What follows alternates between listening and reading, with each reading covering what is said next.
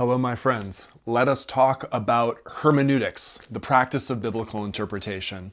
Let's talk about the meaning of this weird word, hermeneutics, why we use that word and not the word interpretation, particularly in the field of biblical studies. And let's talk about the most troubling problem for biblical interpretation, for hermeneutics. First of all, the strangeness of this word hermeneutics comes from a Greek word, hermeneo, which means to explain or to interpret. And that is indeed the most basic meaning of the word hermeneutics. Seems to have the word Hermes, the god Hermes, embedded in it, the messenger god, the one who carries forth messages traveling to and fro. It just means to interpret any text, to provide an interpretation of the world through a text. It's often related to a text, but doesn't have to be. I guess you could do a hermeneutics of a piece of art or a painting or even of a situation that you observe. But most often people are talking about the interpretation of a text. And in this sense, the word hermeneutics seems to be basically the equivalent of the word exegesis, to pull knowledge or meaning out of a text, and is contrasted to the word eisegesis, to read meaning or knowledge into a text, presumably from your own self, and put it upon the text. Eisegesis then in this contrast would be the enemy of exegesis, and usually when people use terms like exegesis and eisegesis, they really mean that the goal is exegesis, not eisegesis. Although there are some problems with this that we will come back to presently, but there's another meaning to this word hermeneutics too. This other meaning being something more like in the history of philosophy and of interpretation and meaning more generally as a specific assumption about how interpretation works. So you have to be a little bit careful when using the word hermeneutics, especially around philosophers and high-minded literary types, lest they think you're not using it in the general sense of interpreting any text, and in this more specialized sense of a particular assumption about the way that interpretation works. That assumption being that humans are naturally interpreters, that interpretation is something that we must inevitably do, that interpretation is in fact situated in the limitations and biases and conditions of human existence itself, and not something that is, maybe you could say, objective or just comes from out there. It comes from in here. Maybe even has within it a bit of a suggestion. You might say that all exegesis is a kind of eisegesis, that we're always reading ourselves into a text and it's not a mistake or it's not an error, it's just an inevitable way that we are in the world.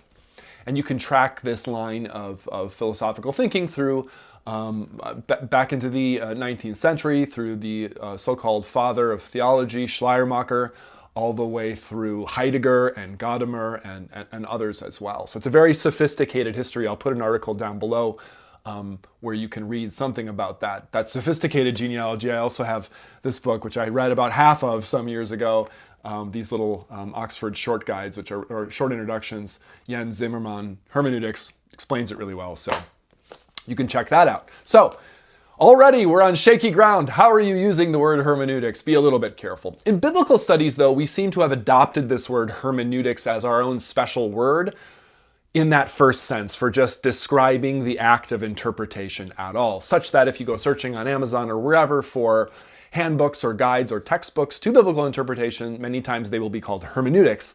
Whereas I don't really hear as much from my colleagues in the humanities generally, outside of the Gadamer, Heidegger philosophical tradition, let's say, that they would refer to the reading of Shakespeare as a hermeneutics of Shakespeare, or that people would talk about some kind of hermeneutical approach to Herman Melville or something like that. It seems to be a term that's been commandeered particularly by biblical scholars and by theology.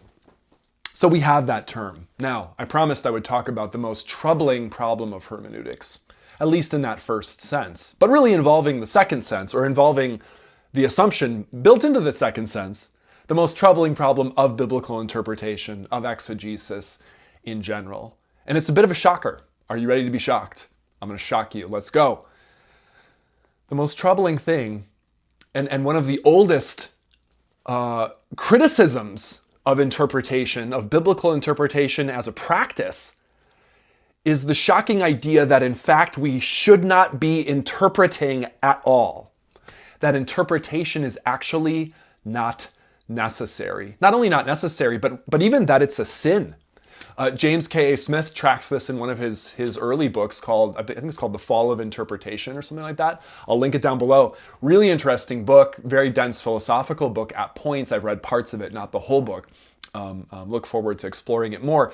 But he traces this genealogy going way back into Christian theology about how people have referred to the act of interpretation itself as rooted in sin, and rooted in Genesis 3, in the so-called fall of man, fall of humankind. Who is the first interpreter? Well, it is Satan, it's the snake. Did God really say, let's now talk about the meaning? Oh no. You know, this is what progressives do. This is what liberals do, always trying to get you to think about the meaning and what it is. And it's a way to get you away from just simple, direct God's truth for you. So you can see where the criticism would start to come in when one starts to associate the act of interpretation with snake-like, satanic-like deviance from God's clear and simple commands. One could even appeal, and I think Smith writes about this in his book at points, to a text like 1 Corinthians 13:12, I think, where Paul famously says, you know, one day we'll see face to face and we'll truly know. But for now, I see through a glass darkly, a dim mirror, an enigma. And it would seem to cast then some kind of darkness over our attempts to interpret, that maybe we just can't really do it and we can't really see things this straight away.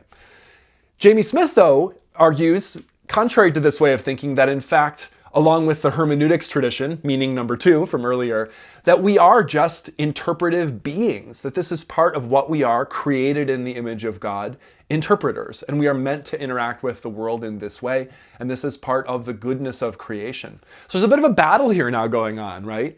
Between this tradition that would want to claim, no, all our attempts at human understanding and interpretation are just attempts to get out of God's commands for us and laws and rules, and to somehow lie to each other. And that's interpretation. It's a form of lying, versus saying, no, this is a natural way that we are in the world.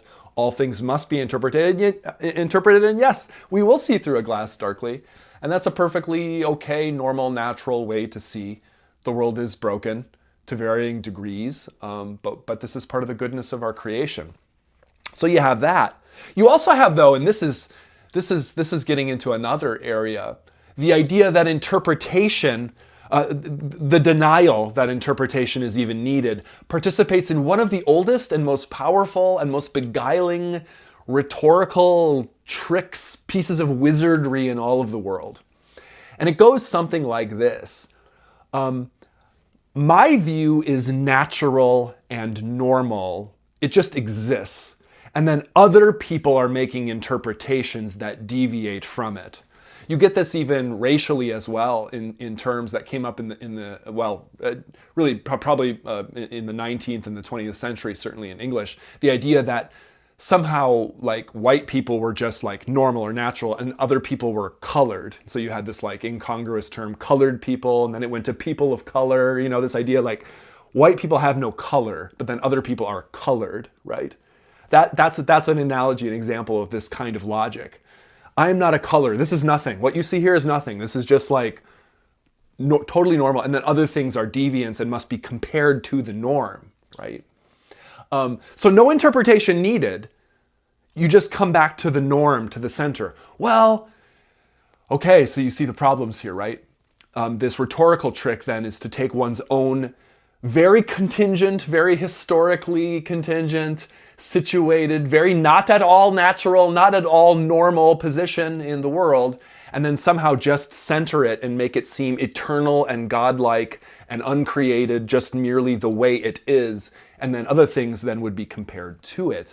And really, I mean, was this not one of the major tasks of modernity, or some people say post-modernity, to unmask, to take the mask off? I wish I had a mask on, I would take it off. And then you would see unmasked the real idea for what it is. So this is modernity and post-modernity's critique of this idea that in fact there is no such thing as the natural and the normal, against which all other things then deviate.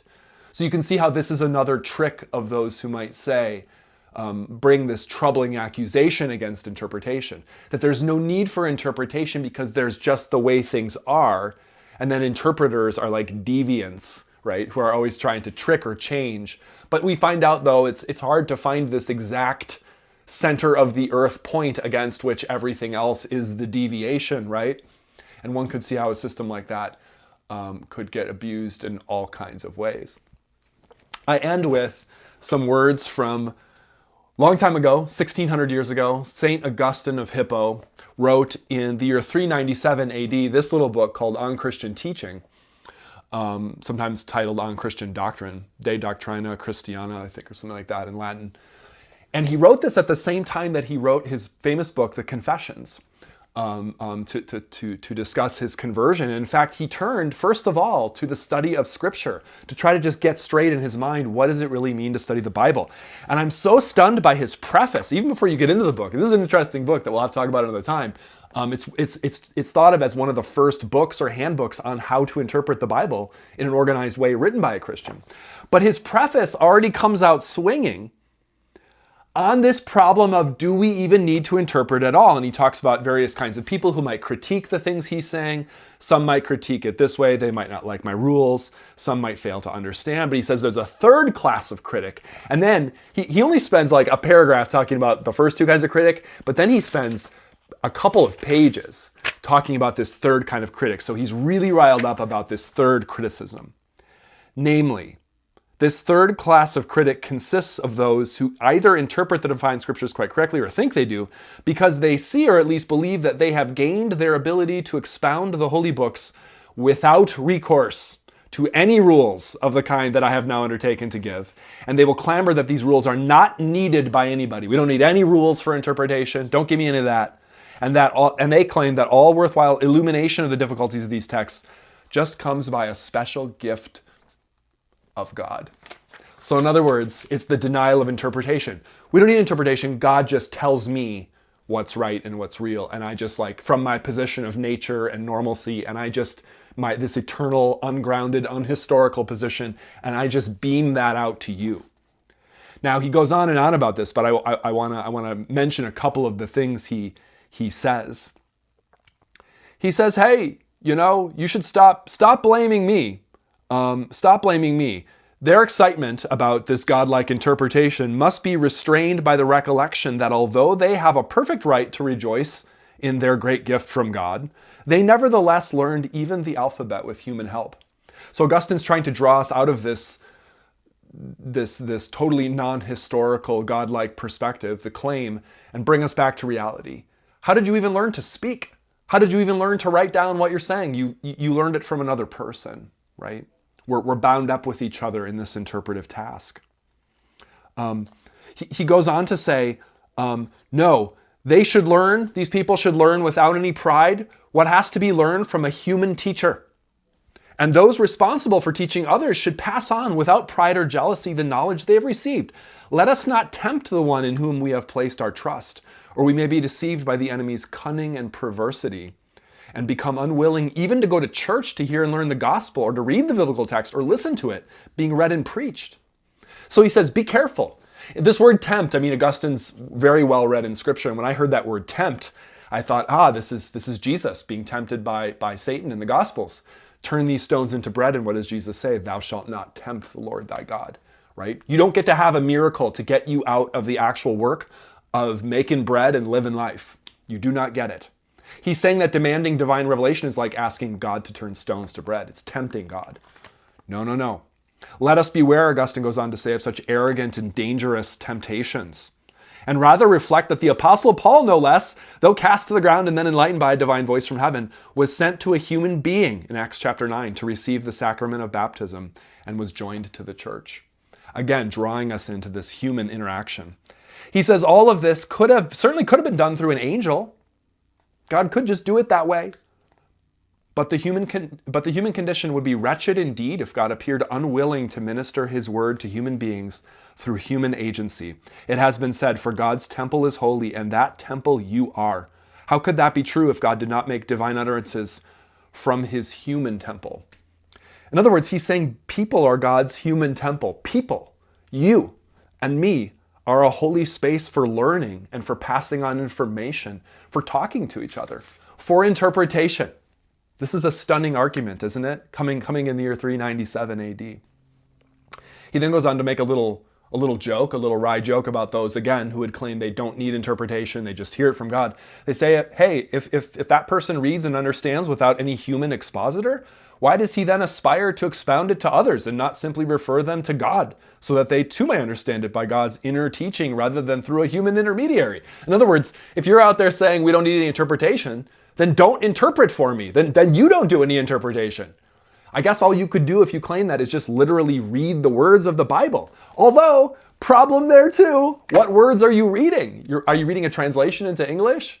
Oh no, you're in the trap of hermeneutics in sense number 2. Namely, that all translations are interpretations. And even if you were to go back and try to read the original language, these manuscripts have been sorted through, they've been put into some kind of format. Humans have come in here. But Augustine says, we don't have to worry about this. This isn't a problem. People are God's human temple, a holy space for learning, a site for learning. And I think this is the right attitude to take into interpretation. And we can have debates about whether we're over-interpreting this or that text, for sure, or whether this interpretation is correct or that one.